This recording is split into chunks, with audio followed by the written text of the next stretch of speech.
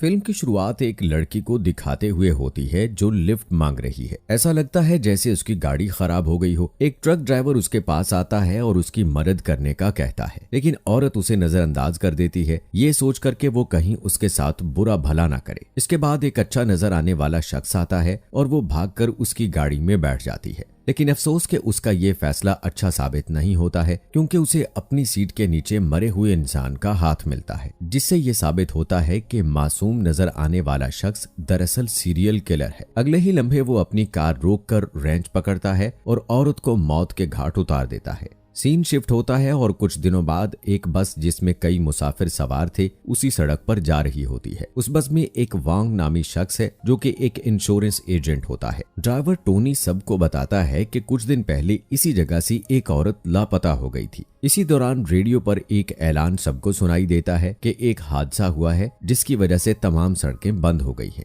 मुसाफिरों में से एक शख्स जिसका नाम ली है कहता है कि उसने अपने काम पर वक्त पर पहुंचना है, जिस पर ड्राइवर टोनी कहता है कि वो एक दूसरा रास्ता जानता है और सब बस वालों से पूछने के बाद किसी को भी उस पर एतराज नहीं होता और यूं बर्बादी का सफर शुरू हो जाता है। रास्ते में वो एक अंधेरी सुरंग में दाखिल होते हैं जिसके बारे में टोनी कहता है कि वो इस टनल को पहली बार देख रहा है। इसके बावजूद वो गाड़ी चलाता रहता है, लेकिन अचानक से एक आदमी बस के सामने आ जाता है और बस को रोकता है। हर कोई घबरा जाता है कि वो अंधेरी सुरंग के बीच में क्या कर रहा है, लेकिन वो शख्स मुसाफिर निकलता है और वो भी बस में चढ़ जाता है। ली जो अखबार पढ़ रहा होता है उसे पता चलता है कि ये आदमी एक क्रिमिनल है। वो छुपकर छुरी निकालता है। बस में दो खवातीन होती हैं, एक का नाम सारा जो कि एक मॉडल है और दूसरी जेंग जो कि प्रेग्नेंट होती है। बच्चों में दो बहन भाई, एक का नाम पार्क और दूसरा फैंग होते हैं। टोनी देखता है कि 20 मिनट से बस चल रही है और अभी तक सुरंग क्रॉस नहीं हुई, इसलिए टोनी को शक होने लगता है कि कुछ तो गड़बड़ है। वो जानता है कि मुल्क की सबसे लंबी सुरंग सिर्फ 11 किलोमीटर लंबी है, जिसे क्रॉस करने में तकरीबन 10 मिनट लगते हैं। इसलिए सब वापस जाने का फैसला करते हैं जिस रास्ते से वो आए थे। लेकिन हैरत की बात यह है कि पूरी रफ्तार से सफर करने के 30 मिनट बाद भी वापसी का रास्ता नजर नहीं आता। ये एक ना खत्म होने वाली अंधेरी सुरंग है जिसमें किसी दूसरे जानदार के आसार दिखाई नहीं देते। खौफजदा होकर ड्राइवर टोनी बस रोकता है और हर कोई बाहर निकलकर मुआयना करता है। लेकिन अजीब बात यह है कि प्रेग्नेंट लड़की को अपना मोबाइल फोन मिलता है जिसे उसने गलती से तकरीबन 1 घंटा पहले सुरंग के शुरू में गिरा दिया था, जिससे साबित होता है कि ये सुरंग कोई आम नहीं है। जब हर कोई घबराना शुरू कर देता है तो ली सबको पुरसुकून होने का कहता है। वो मदद तलाश करने के लिए चंद घंटों के लिए पैदल चलने का भी फैसला करता है, लेकिन क्योंकि सुरंग में खो जाने का भी डर है, इसलिए वो फैसला करता है कि एक लंबी रस्सी को लिया जाए और उसे पकड़कर टनल में चला जाए। खुशकिस्मती से उन्हें वहां एक रस्सी भी मिल जाती है। जाने से पहले वो आदमी जिसने बस को रोका था वो भी उनके साथ जाने का कहता है। रास्ते में ली उससे डरते हुए उसका नाम पूछता है और वो अपना नाम चेन बताता है, लेकिन वो अपने काम और फैमिली के बारे में बात नहीं करता। थोड़ी देर बाद धुंध छाने लगती है और बस की तरफ 2 आदमी आते हुए दिखाई देते हैं। पहले तो वो सब डर जाते हैं, लेकिन बाद में वो हर चीज का सामना करने के लिए तैयार हो जाते हैं। उनके करीब आने पर पता चलता है कि वो ली और चैन है और हैरत की बात ये थी कि जहां से वो चले थे वहीं पर आ गए। उन्हें पता चला कि ये सुरंग सीधी है, लेकिन फिर भी ये लोगों को बार बार एक ही जगह की तरफ ले जाती है और वो ये भी महसूस करते हैं कि वो सब फंस चुके हैं। इसके बाद ली सबको कहता है कि हर कोई अपने खाने की अशिया जमा कर ले और ली सबको समझदारी से बराबर बराबर खाना देता है। फिर तमाम मर्द उस जगह का मुआयना करने के लिए निकलते हैं, जबकि 3 खवातीन और एक मर्द बस के अंदर आराम करते हैं। जब जिंग नींद से उठती है तो देखती है कि पूरी बस धूल से ढकी हुई है। हैरान होकर वो सबको जगाती है और जल्दी से बाहर निकल आती है। सब मर्द भी पहुंच जाते हैं और बस को इसी हालत में देखकर टोनी फौरन खाना चेक करने जाता है, लेकिन उसे पता चलता है कि सब कुछ बोसीदा हो चुका है। इससे साबित होता है कि सिर्फ ये सुरंग ही अजीब नहीं, बल्कि वक्त भी यहाँ मुख्तलिफ अंदाज में चलता है। बाहर की दुनिया का 1 घंटा और यहाँ 1 हफ्ते के बराबर है। जब वो वापस बस में आते हैं तो सुरंग का नक्शा उनको दिखाई देता है। ऐसा लगता है जैसे किसी ने उस नक्शे को बस में जानबूझकर रखा है। ली को लगता है कि कोई उनके साथ गेम खेल रहा है। उसके बाद वो नक्शा एक मेज पर रखता है और उस जगह का तज्जिया करने लगता है, लेकिन उसी वक्त लाइट्स ऑफ हो जाती हैं और जब वो टॉर्च ऑन करते हैं तो उन्हें ली नजर नहीं आता, बल्कि उन्हें एक खून की लाइन नजर आती है जिसका वो पीछा करते हैं। तो उन्हें पता चलता है कि कि ली को किसी ने मार डाला है। इसके बाद चेन ग्रुप को लीड करता है और खून का पीछा करते हुए वो एक दीवार तक पहुंचते हैं जो उन्हें कमजोर दिखाई देती है। उसे तोड़ने पर वो एक अजीब कमरे में आते हैं जिसमें बहुत सी तस्वीर और कटे हुए इंसानी हाथ मिलते हैं। और सबसे अजीब बात ये कि उन्हें वहां एक और नक्शा मिलता है और उससे पता चलता है कि ये 6 अलग अलग सुरंगें हैं जो एक दूसरे से मिली हुई हैं। दोस्तों, हमारे चैनल को सब्सक्राइब करने के लिए आप लोगों का दिल से शुक्रिया। चेन कहता है कि यहाँ से निकलने के लिए हमें ये तमाम 6 सुरंगों को क्रॉस करना होगा। वो ये भी कहता है कि इस खुफिया कमरे में एक और दरवाजा होगा जो दूसरी सुरंग की तरफ ले जाएगा। सब उस कमरे की तलाशी करना शुरू कर देते हैं। उन्हें एक अजीब कैलेंडर मिलता है जिसमें तमाम तारीखें 15 जुलाई की दिखाई देती हैं। चेन को लगता है कि ये एक क्लू हो सकता है और जब वो कैलेंडर को दीवार से फाड़ता है तो लकड़ी का एक खुफिया दरवाजा खुलता है। सबके अंदर जाने के बाद कमरे में मौजूद टीवी एक औरत को दिखाना शुरू करता है जो एक गार में फंसी हुई थी। इसके बाद सब लोग दूसरी सुरंग में दाखिल हो जाते हैं जिसमें अजीब बात यह है कि उनकी बस भी उसी जगह पर खड़ी है। वो हैरान होते हैं कि क्या वो उसी टनल पर पहुंच गए हैं, लेकिन चेक करने पर उन्हें पता चलता है कि सुरंग वही है लेकिन एक मुख्तलिफ टाइम जोन में है और तारों से लिपटी हुई है।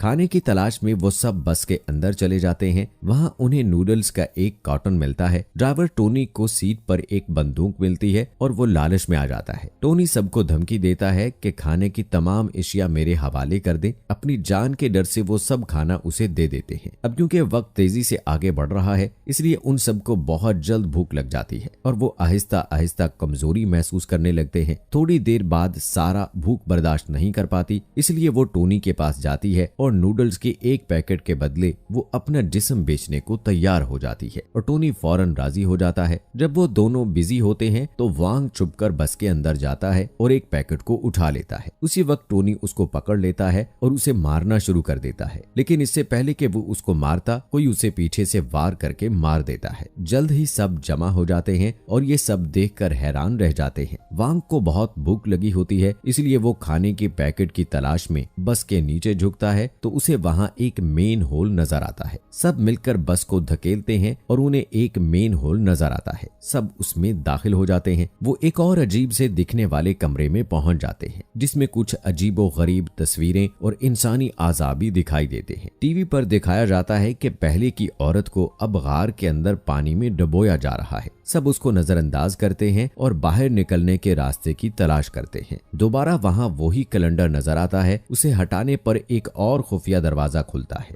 जल्द ही हर कोई उससे गुजरता है और वो आखिरकार तीसरी सुरंग तक पहुंच जाते हैं। लेकिन हैरत की बात यह है कि ये सुरंग पहले से ज्यादा गीली और गहरी है। बस भी वहां मौजूद है लेकिन उसे चूहों और सांपों ने घेरा हुआ है। वांग को बहुत भूख लगती है इसलिए वो कुछ बोसीदा नूडल्स खा लेता है जिससे उसकी भूख में और ज्यादा इजाफा हो जाता है। वांग की ये हालत देखकर जेंग को तरस आता है और वो उसे बिस्किट देती है, लेकिन वांग पूरा पैकेट देने का कहता है। जब वो इनकार करती है तो वो बंदूक निकालता है और बंदूक की नोक पर सबका खाना चुरा लेता है, लेकिन इसके बाद भी उसकी भूख खत्म नहीं होती। वांग कहता है कि जब भी उनमें से किसी की मौत होती है तो उन्हें एक खुफिया रास्ता मिलता है, मतलब कि उन्हें वो दीवार मिली जब ली को मारा गया था और मेन होल तब मिला जब टोनी को मारा गया। इसलिए वो बाकी बच जाने वालों में से एक को गोली मारने की धमकी देता है। चीन उसे पुरसकून करने की कोशिश करता है लेकिन वो उसकी नहीं सुनता और जेंग को कहता है कि वो चेन के कंधे पर गोली मारे। इसके बाद वो पार्क और फैंग को कमरे में ले जाता है और उन्हें मारना पीटना शुरू करता है।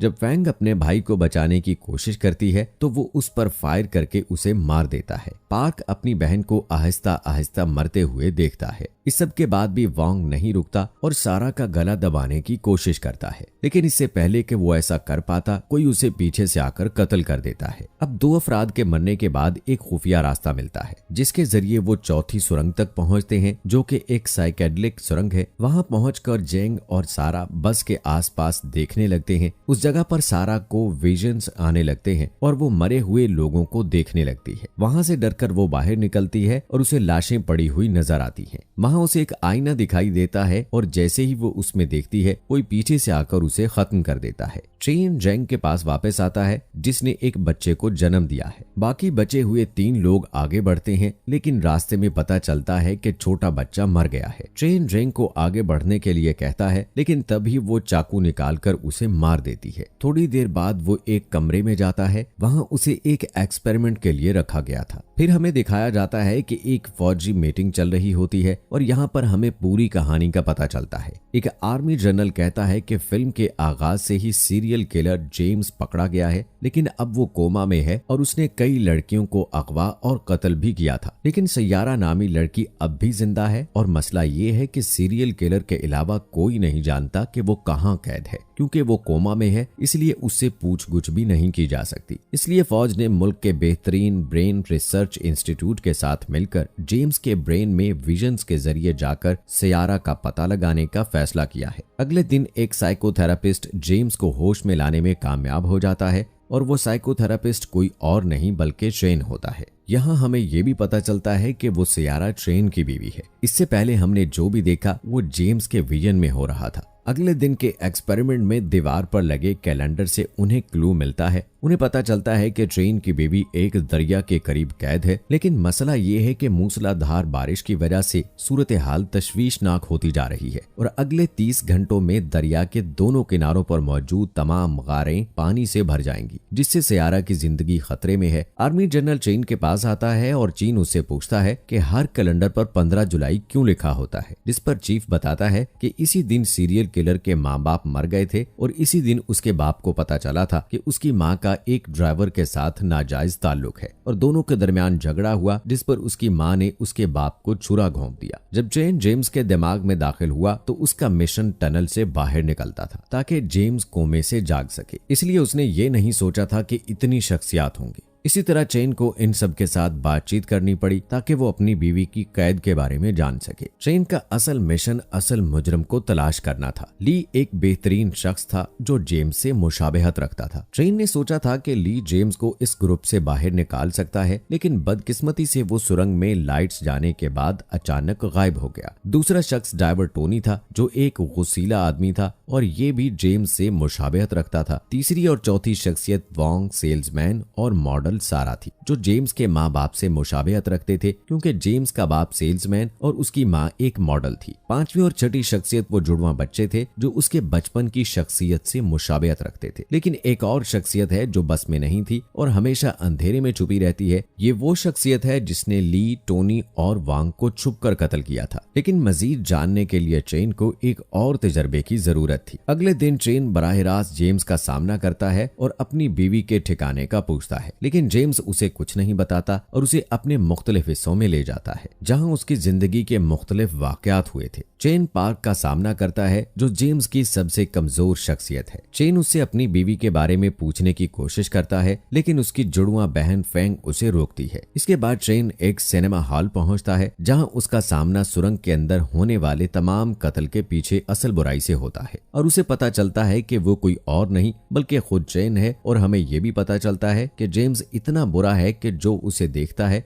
वो भी सीरियल किलर की तरह सोचने लगता है। बुरा चैन नहीं चाहता कि सैयारा को बचाया जाए, इसलिए उसने सुरंग के अंदर मौजूद सब लोगों को एक एक करके मार डाला और साथ ही छोटे बच्चे को भी। अचानक पार्क स्टेज पर आता है और चेन की बीवी सैयारा को मारने की कोशिश करता है, लेकिन आखिरी लम्हे में वो पीछे हट जाता है। मौका देखते हुए चेन पार्क के पास जाता है और उसे जगाकर अपनी बीवी के ठिकाने के बारे में पूछता है। पार्क उसको बता देता है और वो वहां से चला जाता है। इसके बाद ब्रचैन और असली चैन एक दूसरे के आमने सामने आते हैं और एक दूसरे के साथ लड़ना शुरू कर देते हैं, लेकिन ब्रचैन इस पर हावी हो जाता है और ये जाहिर करता है कि उसे कोई नहीं हरा सकता। इसके बाद हम देखते हैं कि बहुत ज्यादा बारिश होने लगती है और सैयारा गर्दन तक पानी में धंस जाती है और डूब कर मरने के करीब होती है। असली चैन जेम्स से अपनी दुनिया में वापस जाने की इल्तिजा करता है, लेकिन वो उसकी बात नहीं सुनता। इसके बाद असली चैन एक मंसूबा बनाता है और उसे एहसास होता है कि वो अगर एक नाकाबिले तसव्वुर काम करता है तो बुरा चैन भी मर जाएगा और उसके साथ ही जेम्स के अंदर की तमाम बुराइयां दूर हो जाएंगी। और जैसे ही वो ऐसा करता है तो बुरा चैन खत्म हो जाता है और अस्पताल में जेम्स जाग जाता है और एक बदला हुआ आदमी नजर आता है। वो सबको सैयारा के मकाम के बारे में बताता है। इस तरह सैयारा को वक्त पर बचा लिया जाता है। लेकिन फिल्म के आखिर में हम चेन को ना खत्म होने वाले टनल में घूमता हुआ देखते हैं और हमें पता चलता है कि वो कभी वापस नहीं आ सकता। मूवी की एक्सप्लेनेशन पसंद आई है तो हमारे चैनल को सब्सक्राइब करें।